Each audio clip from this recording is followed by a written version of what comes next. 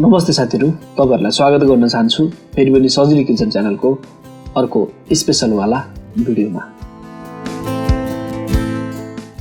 यसपालि चाहिँ हामी लोकल कुखुराको झोल बनाउने छौं। यो बनाउनको लागि अति नै सहज रहनेछ, खाँदाखेरि पनि मिठो पक्कै बन्नेछ। यो रेसिपी तपाईहरुको बीचमा शेयर गर्नेछु। यो चाहिँ मैले लोकल कुखुराको मासु लिएँ, जसलाई मैले घरमा नै काटेर तयार गरेँ। अब बनाउनको लागि एउटा भाँडामा तोरीको तेललाई राखिदिने।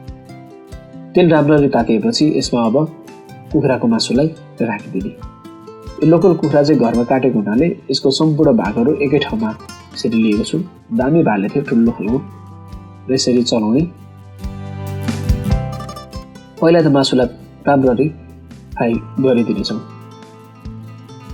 र पछि चाहिँ हामी हल्का चामलको झोल राखेर एकदमै पुरानो तरिकाले यसलाई तयारी गर्छौँ। यसरी बिचमा चेक गर्दै चलाउँदै रातो रातो हुने बेलासम्म फ्राई भएपछि साइडमा अलिकति मेथी अनि थोरै प्याजलाई राखेर तयार गर्ने अनि चलाइदिने।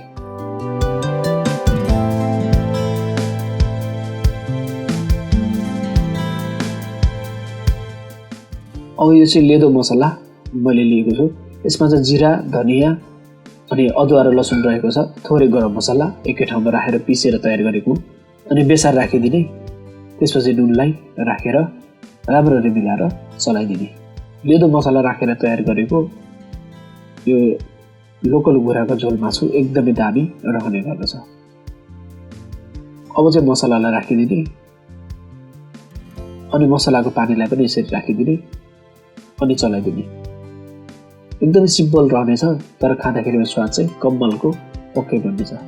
यसरी मैले पकाउँदै पनि रहेँ, चलाउँदै तयार गरेँ। अब छोपेर यसलाई पकाउने अनि बिचमा निकाल्ने। अब यसमा टमाटरलाई राखिदिने।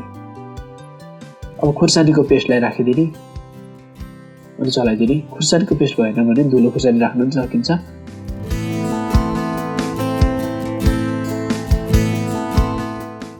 अब यसलाई छोपेर फेरि पनि पकाउने अनि बिचमा निकाल्ने र मजाले यसलाई मिलाएर चलाइदिने।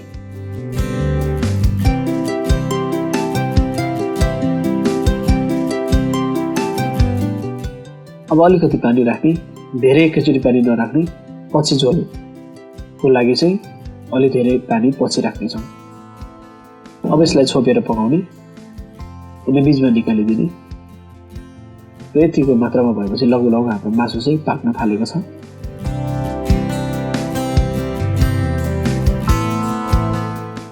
अब यसमा पानी राख्ने, कति झोल चाहिन्छ त्यो अनुसार राखेर अनि यो चाहिँ चामलको पानीको झोल, जसलाई पिसेर तयारी गरिन्छ चामललाई, र यसरी चलाएर तयारी गर्ने। अब छोपेर तयार गर्ने र यसरी मजाले बोइल भएको छ। अब चाहिँ धनियाको पातलाई राखिदिने अनि मिलाएर चलाइदिने र यतिको भएपछि लगभग हाम्रो लोकल कुखुराको झोल मासु तयार भएको छ। अब मैले चाहिँ यसलाई यसरी सर्भ गरेको छु। निकै नै स्वादिलो भएको, खानलाई निकै नै मिठो यो लोकल कुखुराको झोल मासु तपाईहरुलाई यदि मन पर्यो भने भिडियोलाई लाइक शेयर, च्यानललाई सब्स्क्राइब गर्नुहोस्। फेरि मिल्नेछौँ अर्को नयाँ र मिठो नेपाली रेसिपीहरूको साथमा। तबसम्मको लागि नमस्ते।